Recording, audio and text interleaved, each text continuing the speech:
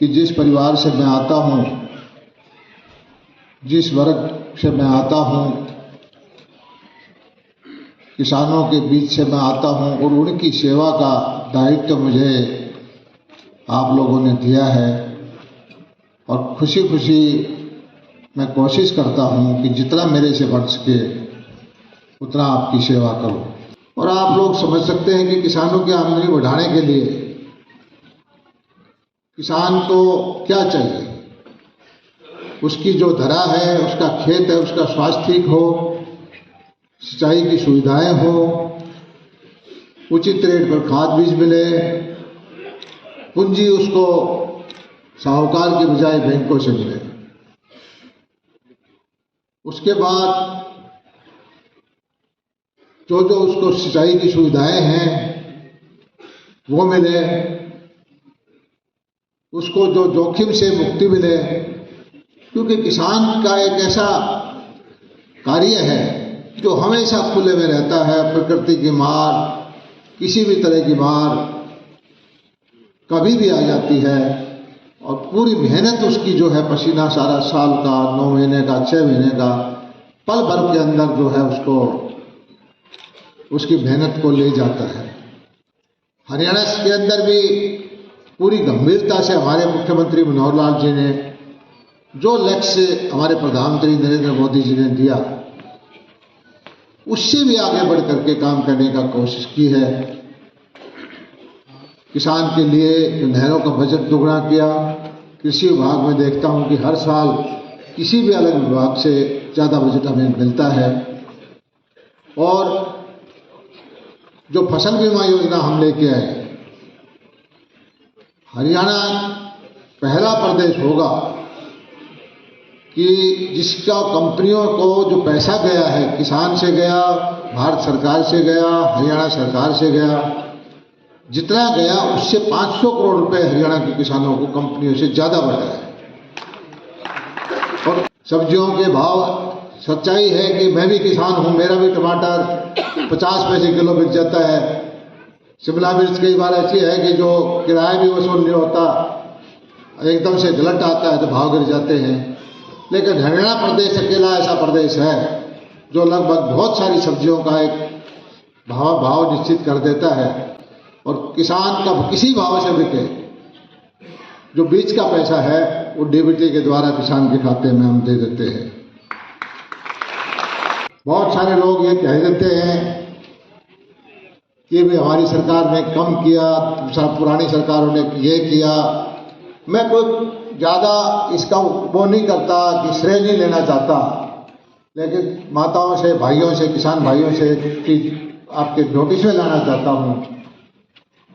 आप ध्यान करिए, आज बासमती किस भाव बिक रही है? 6,500 मैंने गोहाना मंडी में पता किया था, करनाल मंडी में पता किया था। आज तक इतिहास में जिस भाव से बासमती नहीं बिकी वो बिक रही है।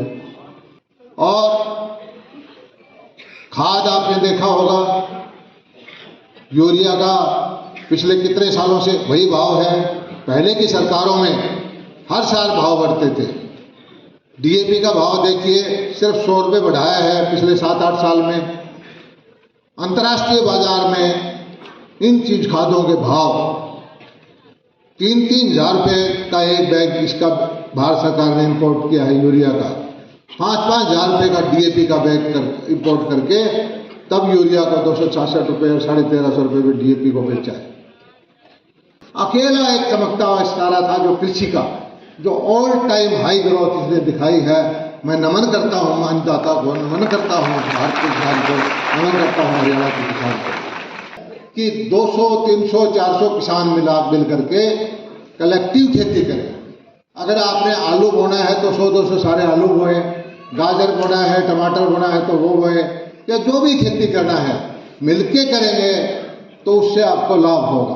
पहली बात तो आपकी परचेजिंग पावर है, नेगोशिएशन की पावर है, वो बढ़ेगी, आपको हर चीज सस्ती मिलेगी। दूसरी आपकी मार्केटिंग की कैपेसिटी बढ़ेगी, बार्गेनिंग पावर, आपका उत्पादन का ज्यादा मूल्य मिलेगा। और हरियाणा प्रदेश ने भी 700 एफपीओ बनाए हैं। हमने 550 करोड़ रुपए का बजट हरियाणा सरकार की तरफ से निश्चित किया है और इसमें एफपीओ को हम 90% तक grading house, sorting house, cold storage या कोल्ड चेन, कोई भी एक्टिविटी आप करें उसके लिए हम सब्सिडी देते हैं।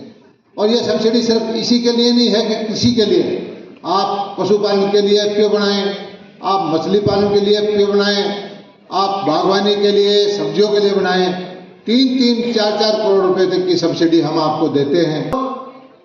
पिछले 1 साल 1.5 साल में मैंने देखा है कि हाँ, हमारे यहाँ फिशरी का भी संभावनाएं काफ़ी है। ये आप लोगों को भरोसा नहीं होगा कि हरियाणा लैंडलॉक्ड स्टेट है, हमारे यहाँ कोई बड़ा जल का ऐसा वो नहीं है, ना लेक है ना समुद्र है, लेकिन 2,500 करोड़ रुपए की मच्छी का उत्पादन हम करते हैं। 1,000 फार्म हमने ये झींगा उत्पादन के तैयार किए हैं। और मैं समझता हूँ कि इससे ज़्यादा अच्छा काम जो खारे पानी की जमीन के किसान के लिए कोई हो नहीं सकता। 1-2.5 एकड़ के जमीन के अंदर 18-19 लाख की लागत, जिसमें से हम 8-9 लाख रुपए की सब्सिडी देते हैं और 6 महीने में 30 से लेकर 40 लाख रुपए तक की झींगा उत्पादन हो जाता है। उससे बढ़िया काम कोई नहीं है। जो किसानों के बच्चे जो नौकरी की मांग करते हैं, मैं कहता हूं कि उद्यमी बनो, कारोबारी बनो। आपको ट्रेनिंग में दिलवाऊंगा, आपको बीज, आपको पूंजी, आपका माल भिजवाना, आपको तरह तरह की सुविधाएं देना। हम हमारे गरवा के अंदर फिशरीज का एक्सीलेंस सेंटर बढ़ा रहे हैं, लगभग 100 करोड़ की लागत से। वहीं आपको ट्रेनिंग मिलेगी, वहीं आपको इनपुट मिलेगा, वहीं आपको आपके कई बार भाव गिर जाते हैं तो उसके लिए कोल्ड स्टोरेज बनाएंगे। और मैं कहता हूं कि आप में से अगर कोई सक्षम है, आगे आने वाला जो बहुत बड़ा व्यापार होगा, मेरा टारगेट है कि आने वाले 2-3 साल में हरियाणा के 10,000 किसान झींगा उत्पादन के द्वारा करोड़पति बनाना। और मैं खुद किसान हूँ, खुद उद्योगपति भी हूँ, खुद कारोबारी भी हूँ, सोच समझ के कह रहा हूँ। मैं उनके नाम दूंगा, किताब छपवाऊंगा और 10,000 मछली पालन के द्वारा किसानों को करोड़पति बनाना। और उसके बाद जो आप पे एक जो है चेन बनेगी, हमारे किसानों के बच्चे जो रोजगार के पीछे भागते हैं, गांव के अंदर ही 30 लाख, 40 लाख, 50 लाख की आमदनी करेंगे। तो इस तरह के कारोबार करके हम आगे बढ़ सकते हैं। हमारे प्रधानमंत्री जी ने किसानों के लिए मछली पालन के अलावा भी पशुपालन में हमारे जो तरह तरह की एक फंड बनाया है कि जो 3 करोड़ रुपए तक का लोन लेगा कारोबार करने के लिए, 4% के उस पर पैसा मिलेगा, 3% इंटरेस्ट सब्वेंशन है। आप भेड़ बकरी पालिए। कई भाई कह देते हैं भेड़ बकरी पालना उच्च जाति का काम नहीं है। सारे इंसान बराबर हैं, सारे कारोबार बराबर हैं। जिस कारोबार में पैसा ज़्यादा हो वही कारोबार अच्छा है। भेड़ बकरी पालने से बढ़िया मैं कहता हूँ कोई कारोबार नहीं है। अब आपको 60 लाख रुपए के कारोबार में आप जगह बनाइए, भेड़ बकरी लेके आइए, 30 लाख रुपए तक की सब्सिडी है। गाय आपने देखा होगा कि एक बार आजकल चारे की समस्या है, 12 रुपए 13 रुपए किलो तक का गाय भैंस का चारा बिक जाता है। और एक बार ऐसा टाइम आता है कि 1 रुपए 1.5 रुपए किलो में हरा चारा मिल जाता है। हरे चारे की गांठ बना करके, उसको साइलेज बोलते हैं, हिंदी में अचार टाइप कहते हैं, कि उसकी गांठ बना करके उसको बनाएं। उसके कारोबार करने के लिए भी हम 50-50 लाख रुपए तक की सब्सिडी दे रहे हैं। तो हमारे किसानों के बच्चों से मैं हाथ जोड़ के प्रार्थना करता हूँ, कारोबारी बनो, उद्यमी बनो, अपना माल बेचना सीखो, भाव लेना सीखो और ताकतवर बनो। एफपीओ के द्वारा संगठित हो और अपनी जो चीज़ को, प्रोडक्ट को अच्छा भाव से खरीदना सीखो।